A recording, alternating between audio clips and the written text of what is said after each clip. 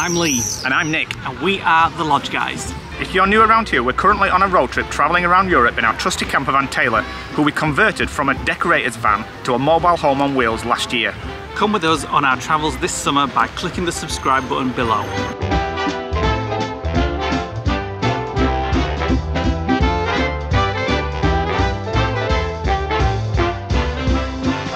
Hi guys, on today's vlog you are going to see us visit the famous Leaning Tower of Pisa and the surrounding buildings, and then Nick has found something very bizarre, Very weird, in quite fact. creepy for us to visit later on in this vlog. We started the day with a nice breakfast on the site, croissants and cafe lattes, and then we made our way out of the site and headed for our next stop, which is Pisa.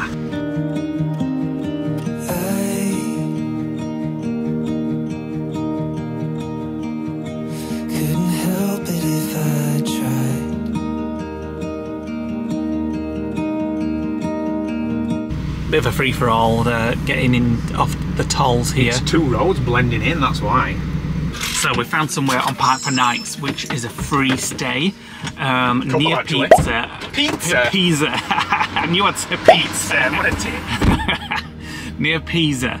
It is a 1 kilometre walk from Pisa, so that's not too bad, but it only has 10 motorhome spots, and it did say get there early, which we did try to do, but it's 11:23 because it actually was an hour and 40 away from the campsite. Ooh, looks like there's a person who does it for you here.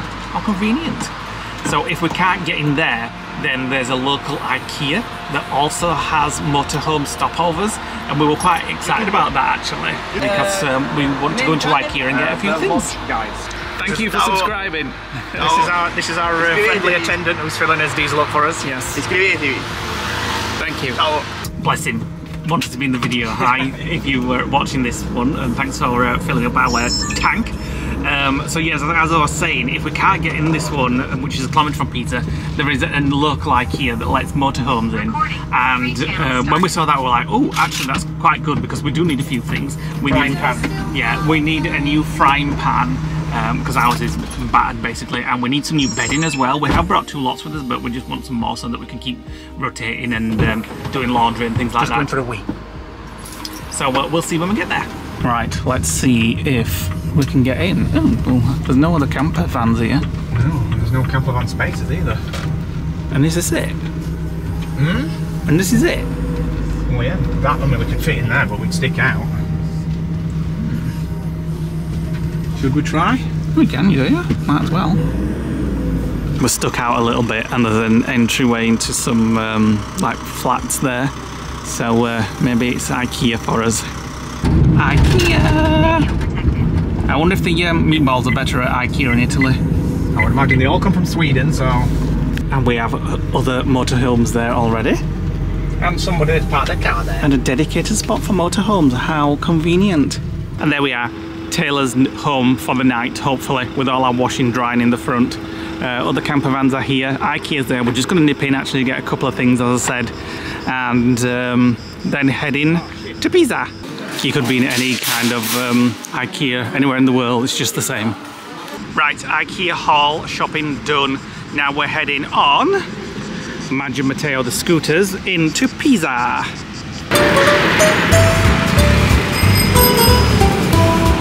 And 15 minutes later from IKEA, ta-da!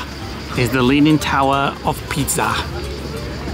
It's odd looking at it, isn't it? It kind of throws your balance off looking at it. Imagine walking around it when we're up there later. So we have got tickets. We could only get them for 9 PM, so try and make sure you do it well in advance. We only did it yesterday, we could only get 9 PM tonight. I actually looked 2 weeks ahead and I still couldn't get anything decent, like 1s and 2s at 3 o'clock and things like that. So we've never been up it. We have been to Pisa before and this tower, but we weren't allowed up at the time. I don't think. So we've never been up it. Back then. Yeah. So we're just going to see if we can get the 9 PM change a little bit earlier. I doubt we'll be able to, but we're going to try. And then we'll give you some facts about this area. Right, so when I booked it last night, the only options were 9 o'clock, 9:30 and 10 o'clock, I think it was. we went inside and there was a board showing the availability for like 4:30, so they must release tickets on the day. Anyway, I've just amended it while we were in there, did it online, and we've changed our tickets to 6 o'clock, which is much better. So all we've got to do now is kind of hang around here. So just give you a bit of information on pricing. So there is only one official website, which we will put on the screen now. But we got it from the official website. If you use other website, you can pay up to like $35 to $40 for the same thing. So we went for the $27 one, which includes the tower and all these here. If you just want the tower, it's £20. But we just went for the top ticket, and you get all these here basically included: the cathedral, the baptistry, the opera, and so on and so on. There was the individual prices if you weren't bothered about some of them. That guy must be baking in that thing. It's about 35 degrees and he's wearing that thing. Subway. Right, before we explore anything, we needed a drink because it's so hot. And look at the view for lunch that we've got. We are at the Cafe Pasticceria Miracoli wine bar and light lunch. So we're waiting for some light lunch and wine. Light lunch, and well, you're getting a limoncello, aren't you? Yeah, he didn't want mint, so I just said give me the limoncello and the tonic water, and I'll mix it myself. Yes. So I'm having 2 drinks. Well, I'm having 2 drinks as well. A frappuccino and water. Oh well, I might put a soda water in it as well to make it more refreshing. Strong. 50% bloody limoncello. limoncello. To say we're right next to the tower, the prices are not that bad, to be fair. Have you looked at price? I didn't look. I think they're about €9. Oh, sorry, €9 for a sandwich. Half and half it if you want. No, because it's got tuna on it. And I've got a frappuccino. Right, so lunch done. As Nick said, we've got 7 things to do on our ticket. The tower will be a little bit later. The other ones we can just go in at any time. So we're going to go into the Cathedral of Pisa. That one first. To give you a little bit of facts on it, as we do. It was constructed, the construction began in 1063 and was completed in 1118. It's a notable example of Romanesque architecture, particularly the style known as Pisan Romantica, which incorporates different elements of classical, Byzantine and Islamic architecture.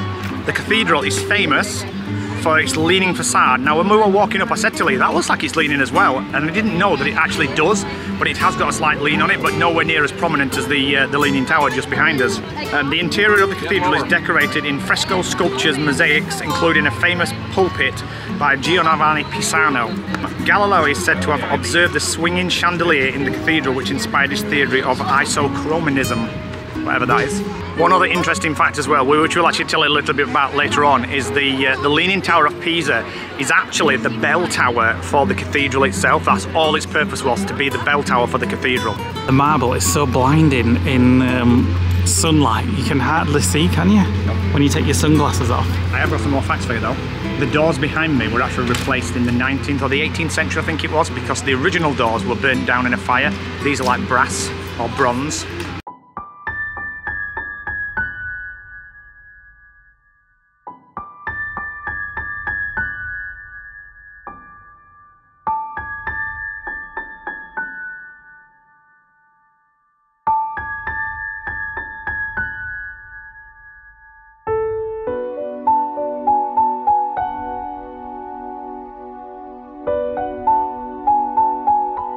So the sarcophagus behind us is from, well it's not from, but it's in it is supposed to be Saint Irenaeus, the patron saint of Pisa. It says that he was a wealthy merchant who converted to Christianity and became a hermit.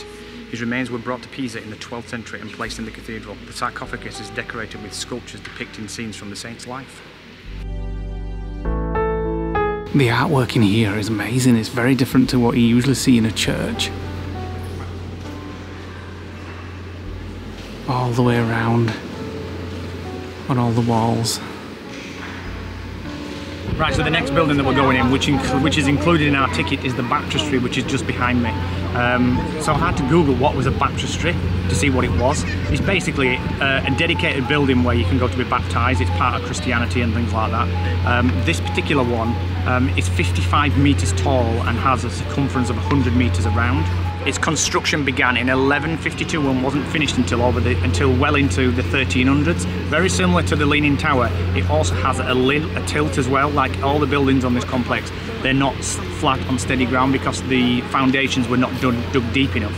You can see it as you're walking towards it. Like that way? No, I think it's that way. Eh? Yeah, I think it's leaning that way. Are you sure you're not on path? No, you can definitely see a tilt. Path.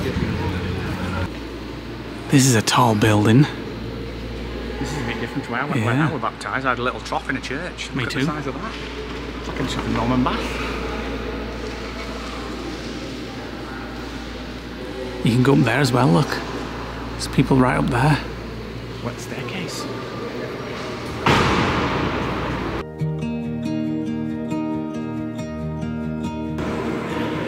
That's a steep climb. Lots of places in Italy need an elevator. And that's another one of them.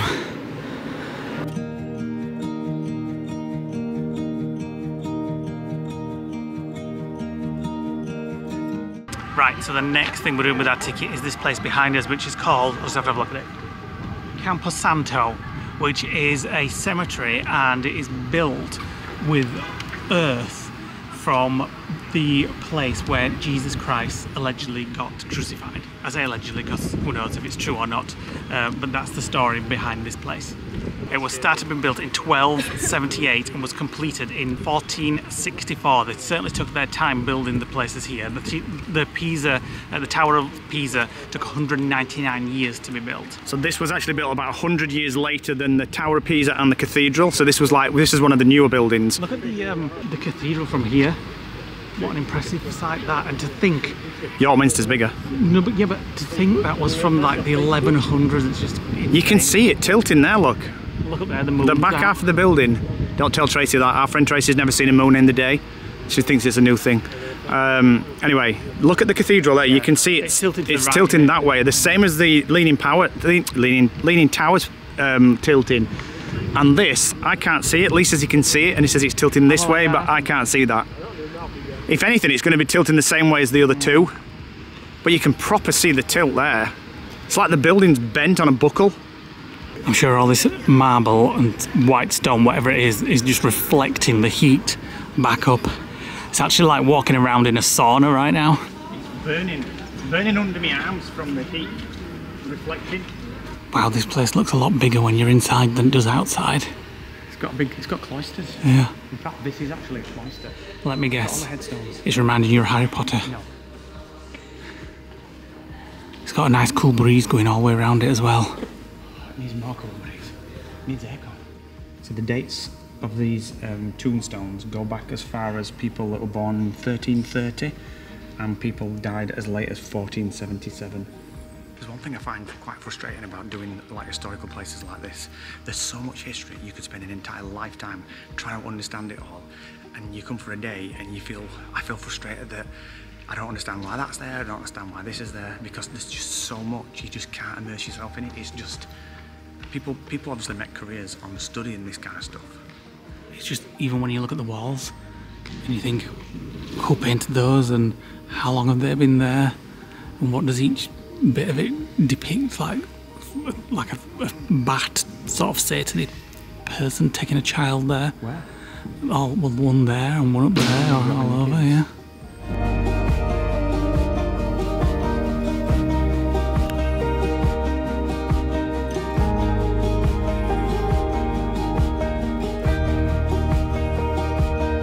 Right, I just Google lensed it to try and find out what the mural means. There's a lot of information on Wikipedia about it, on the Italian Wikipedia, but from what I can gather, because it's translated into English as well, the theme is the triumph of death, and it's linked into the belief at the end of the world. And looking at some of the imagery up there, you can probably believe that with like demonic creatures coming down and grabbing people and taking them away, and then bodies all piled up on the floor there like they're all like already dead. I just said to Lee, imagine putting yourself into the position of somebody 1,000 years from now looking back on what our history would look like in 1,000 years, and you just can't comprehend it. It won't be as, I said, it won't be as grand, will it? Because buildings now aren't built like this. No, but for us they're modern, but for somebody in 1,000 years they'll be like, wow, look at that glass shard in London or something like that.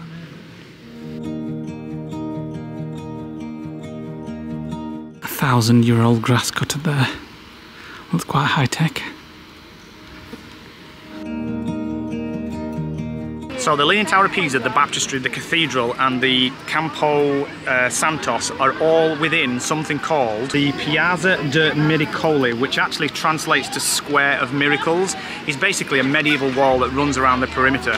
This market is straight outside the Pisa walls. The Miracles, Square of Miracles.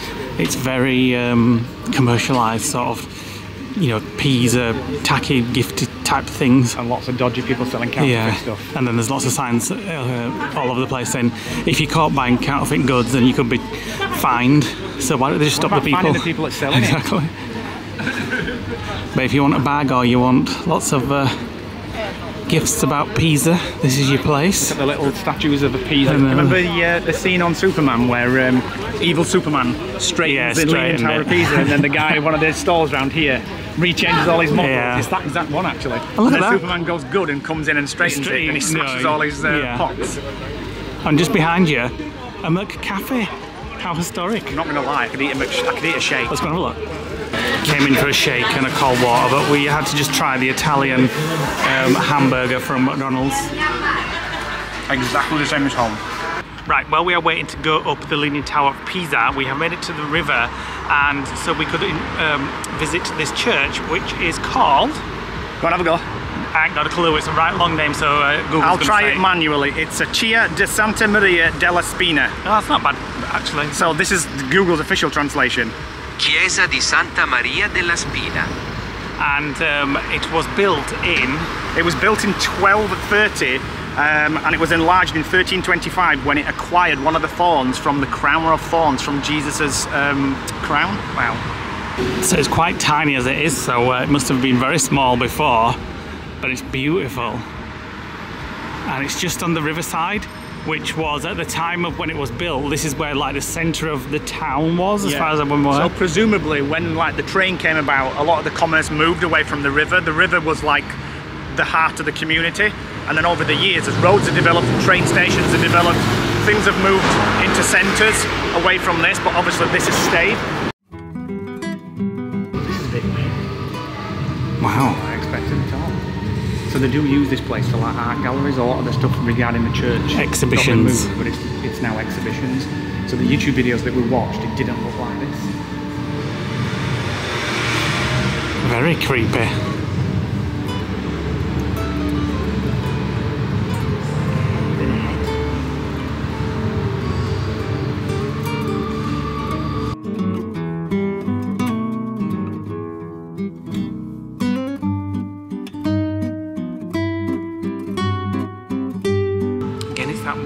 It's that time thing, isn't it, that blows your mind. You just can't imagine it being built in 1230. It wasn't actually built originally here, it was moved here in 1871.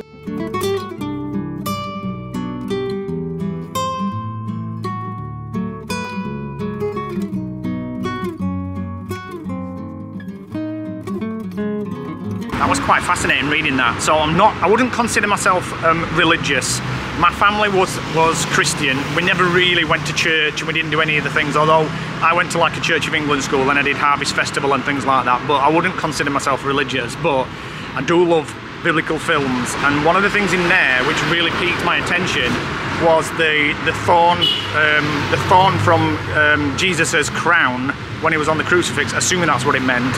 And it says that that thorn is now preserved in a church right down the very end of Italy, so far away we're not even going to go there on this trip. But it was like the Church of Santa Chiara or something like that. I would love to see it, even though I'm not sure whether I would believe any of that stuff. But it's just fascinating to just see what they've got there. Do you know what I mean? You'll have to YouTube it. I will.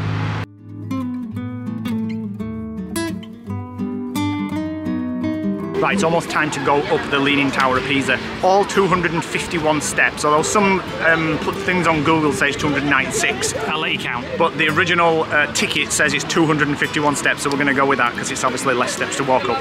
So just to give you some facts on the Leaning Tower of Pisa, it's actually the bell tower for the cathedral at the side of us. So you'll notice that that doesn't have any kind of bells in an upper chamber. This was originally the Leaning Tower of Pisa.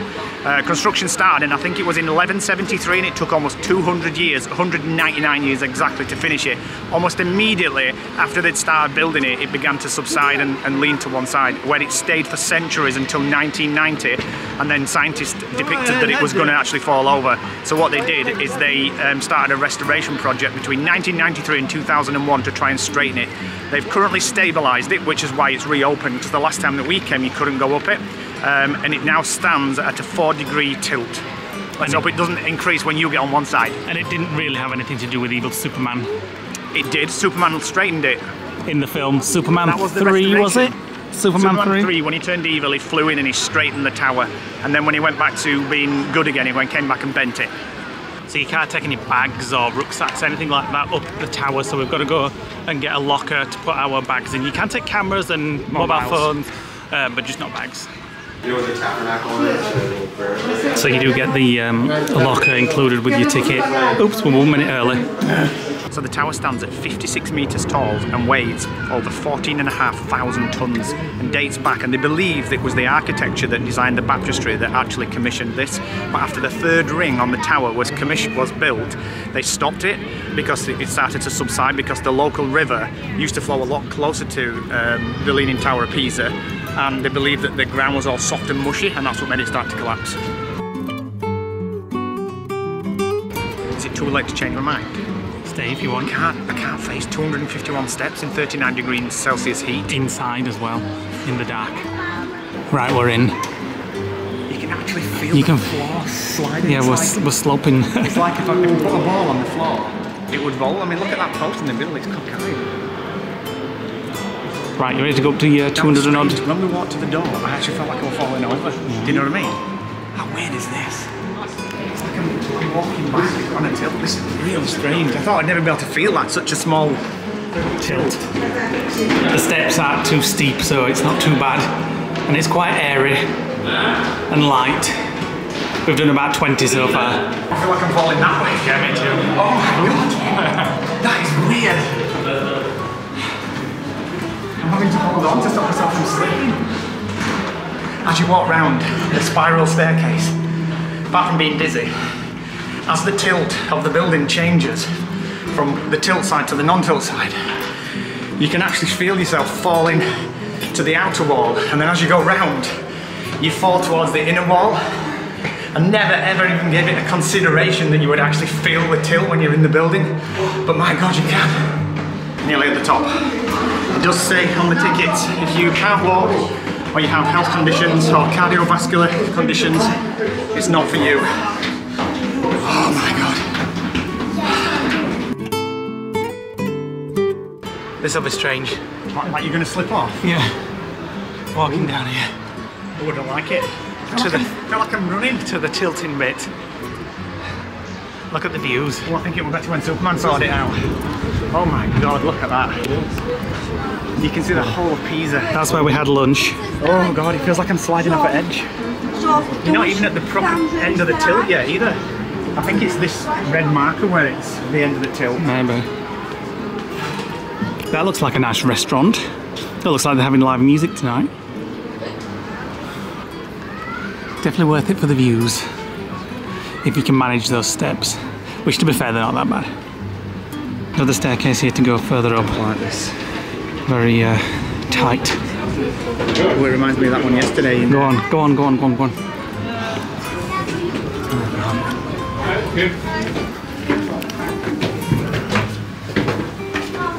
have to be careful on the marble.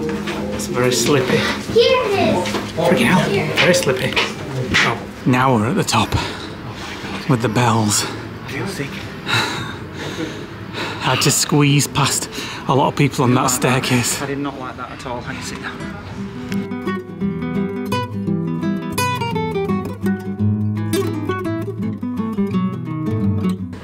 Back in the 12th or 13th century, whenever it was when they built it, or whenever it got finished, the bells are here, and it just drops off the end. This is obviously a modern. This railing's modern, but there's nothing to stop anybody from falling off. Oof, makes my legs go weird. It does.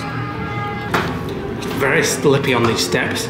It does say that on the ticket, actually, be careful of slippy surfaces. I think they should put a railing in me. But to say that it's had 1,000 years of people walking on it. Just bang me head as well. Dips in the marble, is there? When we're coming down that little corridor from right at the top, cracked me head on the bottom. I enjoyed that, and I'm glad we went up this time. We didn't go up last time we were here. I've just been looking on my phone actually. We last came here 30th of May 2008 on a cruise, Ocean Village cruise, didn't we? And we actually went into the Baptist place. We didn't think we'd been in there before, we just couldn't remember. Can't remember it at all. So yes, I enjoyed going up there. That was my favourite bit of the day. Yeah. And like Nick says, I know it sounds crazy, but you don't expect the tilt when you get in it. You don't expect to feel it. You don't expect to feel as you're going round. But my God, it was like one of those rooms. You know, we went in that room in Kendal and it had that, like that slope floor. room. It felt like that. The minute you walked in, you felt like, am I falling over? Here's Madge and Matteo waiting patiently for us back to IKEA.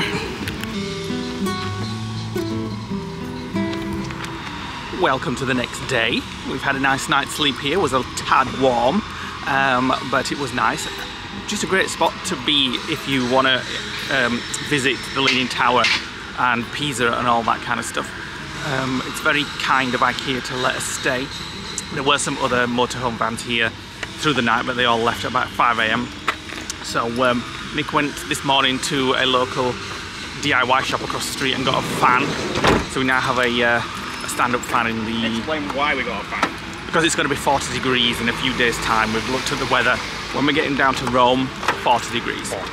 So we thought we'd best get a fan. So, as we are in Italy, for breakfast we are going to go to a local finest Italian cuisine for breakfast. And that place is called IKEA.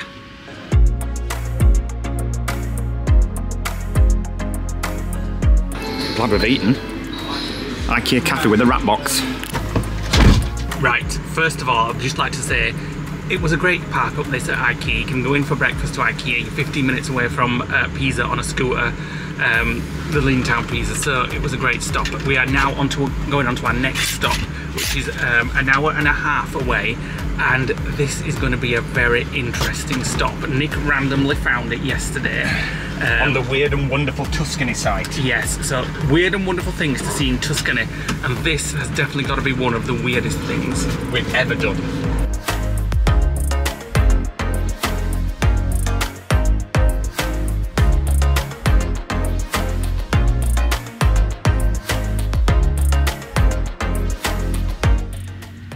Here at our destination.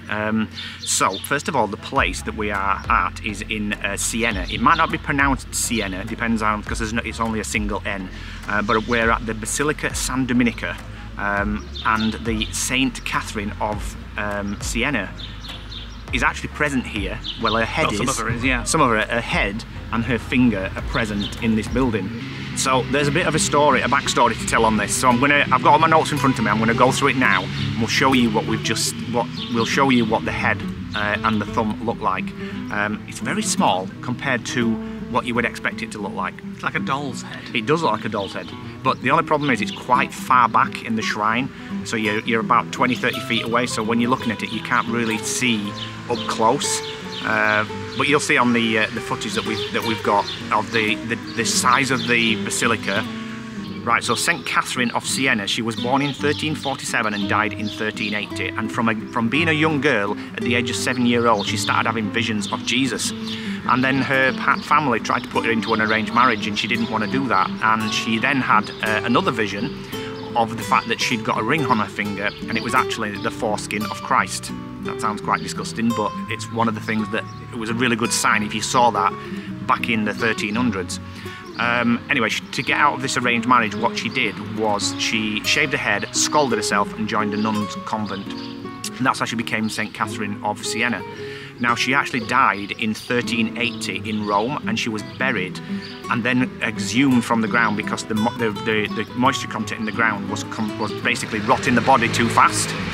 So there was a plan to basically exhume her body, which they did, but the city at that time in 1380 was still under Roman guard or Roman sort of leadership, and it was impossible to smuggle her body out. So they basically dismembered her head and sneaked it out of the city in a bag.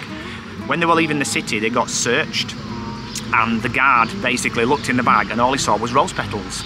So the person that was stealing it out basically apparently had said a prayer, and the head had turned into rose petals and then back to a head again once they were clear and they got it out. And this is where the head resides and has been here ever since, like almost 700 years. Now, apparently, when St. Catherine used to pray, there's been eyewitnesses saying that she levitated and that she actually developed the stigmatas in her hands and her feet and her heart, which obviously means the crucifix marks on the cross. It's a whole fascinating story, and I think it's really, really strange that they've actually preserved her head. This head has been here since the Leaning Tower of Pisa was finished, wasn't it? Since about 1368, I think it was. So about 12 years later, in 1380, the head was brought here, and it's been on display here. As I said, it's very small. Apparently her feet are in Venice, her thumb is in a cabinet in there, and her head is on display in a box. She's all over Italy. She's basically spread around. She gets about a bit, does just Catherine. So inside as well, they call them relics, but what we assume would be relics are things like jewellery and clothing and things like that. Apparently her head and her finger are actually classed as the relics, and then other things are things that she's touched or anointed. She actually died really young as well. She actually died at the age of 33, so she was quite young, and she looks very petite looking at the size of her head in there. And her thumb. But it's just one of the most strangest things that you would ever see. You would never see anything like that back in the UK. It's very steeped in religion. It just blows my mind, the fact that there's a human head that's been there for like 700 years. Just walked down the street from the basilica, and wow, look at that view. We just gasped, didn't we, when we saw that? That is stunning. Why don't we have some pizza while overlooking it? Yes, I think we should do, actually. There. Yes.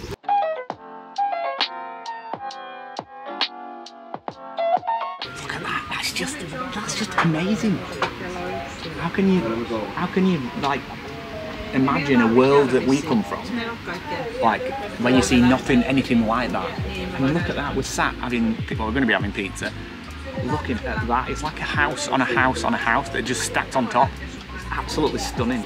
So we are sharing. We've gone for a huge margherita pizza and a lovely salad, which is filled with pears and walnuts and all sorts of stuff. You enjoy your salad. Right, we're heading to a piazza, and it's up quite a steep slope in 35-degree heat. About 45-degree incline. Maybe we'll treat ourselves with a gelato when we get there. Yeah, and a bus to take us back to the car. The walk was worth it for the view. Wow, it's massive.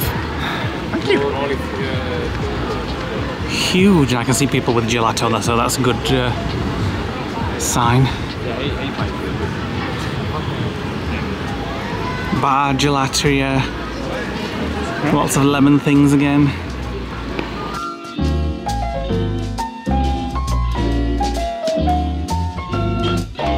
These making noises. Snickers gelato, and it tastes, surprisingly, exactly like a Snickers ice cream. It's beautiful. I got a raspberry cheesecake, and it tastes just like the sauce that you used to get on ice creams from the ice cream man when you were a kid. You know, like juice, used to call it juice. Very nice ice cream, that. So I'm going to give you some facts on this piazza which we are in, which is Piazza del Campo. So it's the main public square in the centre of Siena, Tuscany, Italy, which is where we are. The square was established as a marketplace in the 12th century and has been the heart of social and economic activities in Siena ever since. The piazza is renowned for its distinctive shell shape, which is divided into 9 sections. The square is dominated by the Palazzo Pubblico, the town hall, and its tall bell tower. And if anybody watched our vlogs a few days ago when we were in Saint-Tropez, and I said, I wonder if they have Costa coffee in Italy. Well, I've seen the Costa logo in this piazza, and I'll show you. I don't think that's the Costa logo, it's close, just... But I reckon that's the Costa logo. It's missing the coffee bean. Yeah. Right, we are back in the van, and thankfully the aircon is on, and it's cooled down a little bit in here. It's 35 degrees outside. We are on to our next town now, where we are staying for the night. The town is called Montepulciano, and Google told me how to say that, so if it's wrong, it's wrong.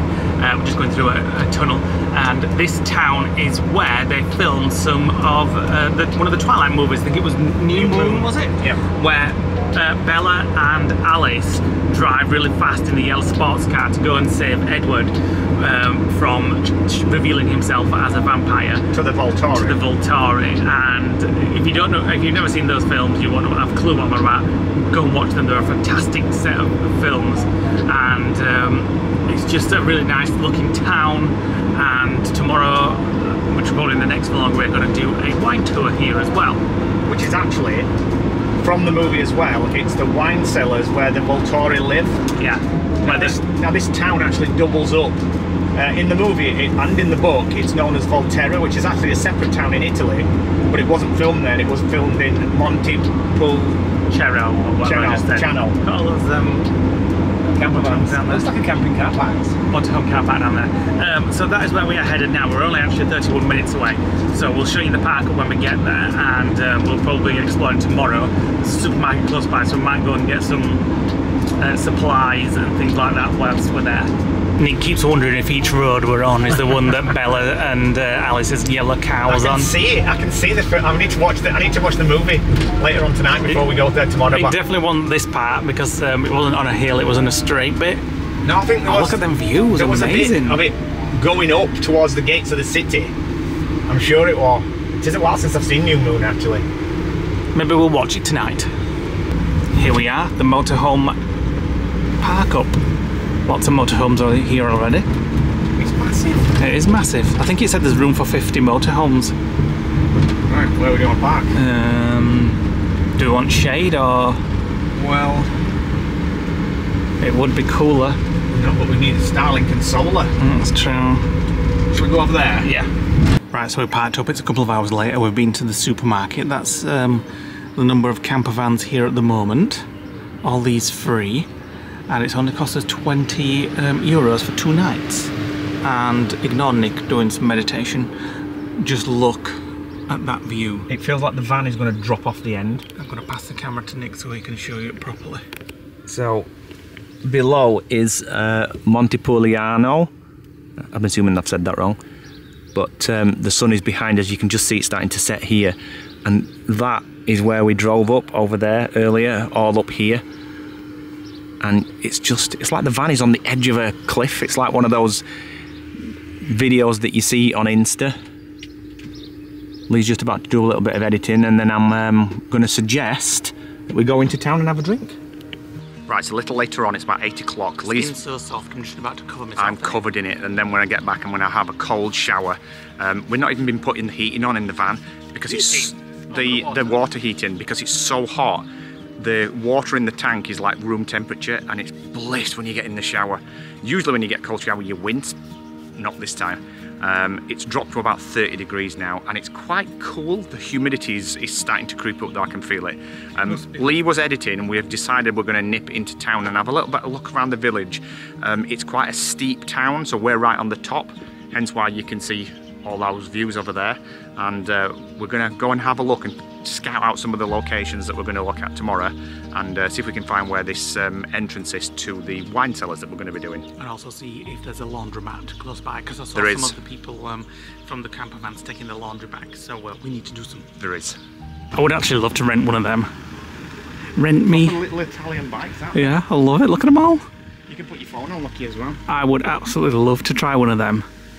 So how do you, is it like maybe tomorrow, after we've had 3 glasses of wine at his wine tour. That'll end well.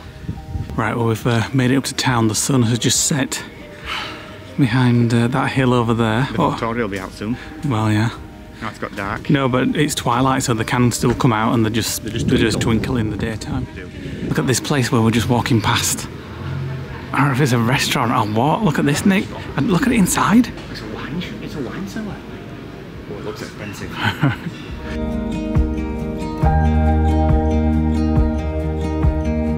Right, so we're just going to have a mooch through town, and we're going to try and find the wine cellar that we're going to do in our visit there tomorrow. But on the way, we're probably going to call for some pasta.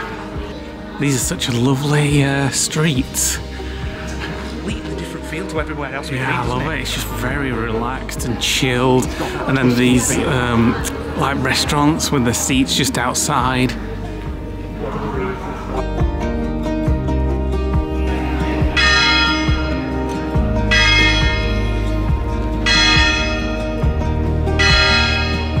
Ristorante del Arch. Oh my god, it's like Dark Arches in Leeds with class. Isn't it? Onwards we go.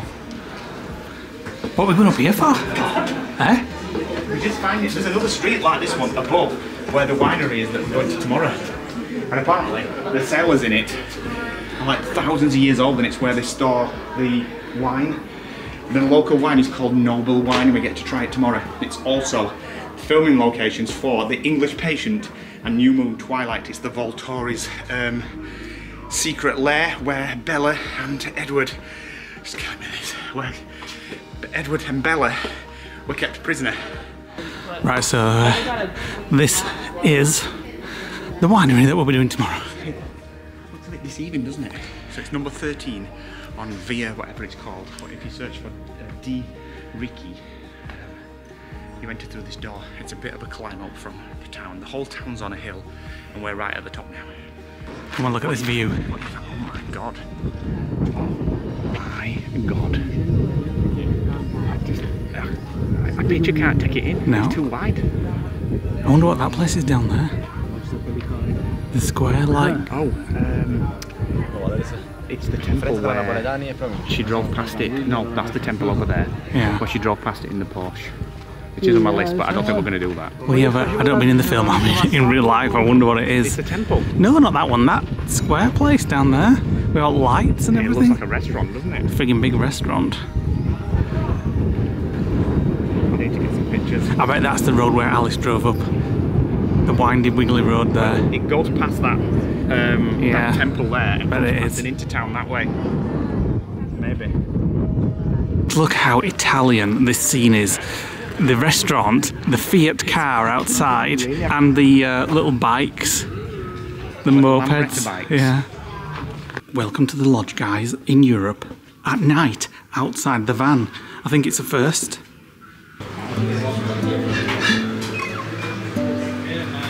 So we're going here for something to eat. I absolutely love this place. No aircon.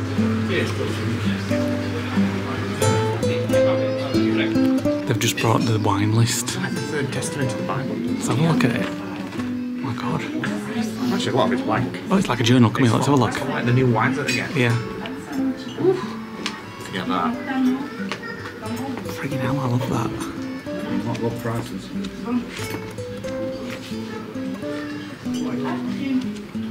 It's the owner saying hello to everybody. I don't know what it's saying, but We just said ciao. He came past and we're like, and I'm like, ciao. Hi.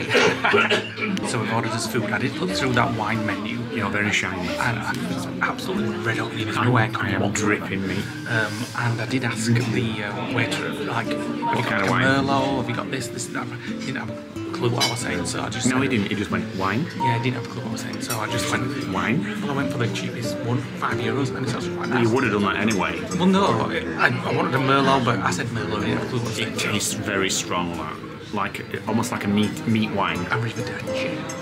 Where are you going? Voulez-vous? Starting with a bruschetta to share. It's not like you to get bruschetta. You don't usually like it. I know, but it's fresh bruschetta. It's not like the stuff you get in like Brewers Fayre. Bruschettas have always been one of my favourite starters. This one's different, mate. The one we had the other day because it's toasted. Yeah, The other well, day was bruschetta's just like it. yeah, bruschetta's usually toasted. You can smell the garlic on that. How's the bruschetta? I'm now a fan. And that's weird. Spray balsamic. Balsamic spray. It was as hard getting that as it was getting the Avon skin sauce off them. Right, we just sat at the table and I've just said, is this like a balcony? And it is. It's like a Romeo and Juliet balcony. And you can kind of look up at the city at the top or down at the bottom. And then over there is like the Tuscan Valley with all the wine fields and things like that. And somewhere down there is Taylor at the bottom of the hill. And then that building there, I reckon that's where Bella saved Edward. But we'll find that tomorrow. Right, I've gone for a mushroom risotto. I've gone for a truffle carbonara, and the smell is absolutely next level.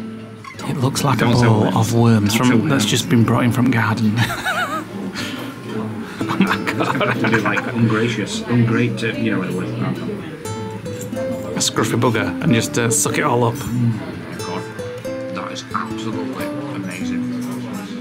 Oh my god, it's so... It's a truffle, but it's creamy and it's salty at the same time. What's yours like? One of the top risottos I've ever had. Let me try it. Let me try it.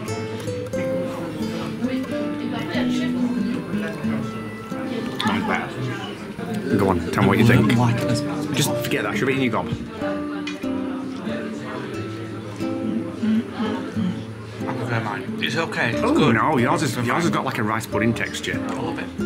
I was just having a proper look at my dish and just found it a little bit random that they put a random bit of carrot in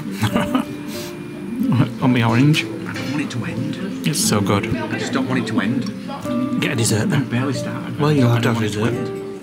They'll singe my eyebrows. Oh my god. Ooh, last thing I need is a bit of heat. So I knew when I ordered this and it said flambe that it was going to be hot. Oh my god, look at the creme brulee. It's like it's sizzling and crisping the sugar on top. Shall I blow it out for you? No, it's not a birthday cake. Yours looks a bit boring. It looks like a couple of bourbon biscuits with some chocolate sauce. Oh my god, it smells amazing. It's just like it's like a chocolate ganache. And Do you even know what a ganache is? No, it's just chocolate stuff. Oh my god. I want to try it. I want to try it. I want to try some of your ganache. Mine's still on fire. It's the most chocolatey thing. Wait a minute. I can't get it in my mouth without dripping. It's dripping. Oh, it's on the floor The now. most chocolatey thing I've ever tasted. Not a fan. I'll try yours now. Oh, the ice and sugar went everywhere. Shelf it now. I'm not always keen on the creme brulee. Then get it out. It's pistachio as well. Prefer mine. Good. See what you think. It's actually quite cool inside. I expect it to be warm. No, it's just I think they put brandy on it, don't they? Oh, it smells really like cinder toffee.